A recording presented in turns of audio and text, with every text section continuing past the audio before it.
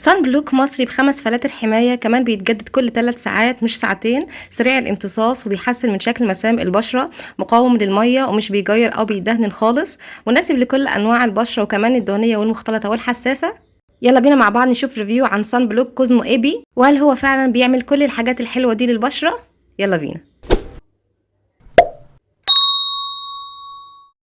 في البدايه حابه اقول لكم ان هو عليه عروض كتير جدا جدا، فالحقوها لو انتوا حابين تجربوا المنتج ده بجد. هتلاقوا العروض دي في صيدليات العزبي، وهتلاقوها على الويب سايت بتاعهم، يعني خصم 80 جنيه على القطعه الواحده من 300 جنيه ل 225، عرض جامد جدا.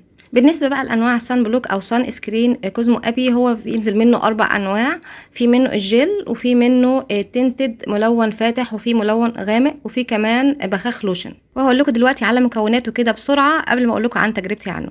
هو بيتكون من مرطبات طبيعيه وفي 5 فلاتر حمايه مناسبه لكل انواع البشره، كمان من ضمنهم البشره الدهنيه والمختلطه. بيحسن الى حد كبير جدا جدا من مظهر البشره المجهده، ده الكلام ده من تجربتي الشخصيه انا. بيديها نضاره كمان ملحوظه قوي. كمان ليه تاثير على شكل المسام سريع الامتصاص ومش بيعرق البشره خالص، مش بيسيب لك اي مظهر مجير، ده بالنسبه طبعا للجل. اما التنتد فانا للامانه لسه ما جربتهوش. بعد ال20 دقيقة بالظبط بيتشرب خالص، بيديكي بشرة شكلها جلو كده وناعمة ومشرقة قوي. اللي فيها دي على فكرة مش دهون، هي فيها لمعة كده، لمعة صحية، ولاني متاكده ان اصحاب البشره الدهنيه مش هيحبوا اللمعه دي، فانا بنصحك ان انت تطبقي لوس باودر شفافه او تنتد او زي ما انت عايزه. انا هنا بستخدم بودره الاطفال عشان انا مش بحب احط اي لون على البشره.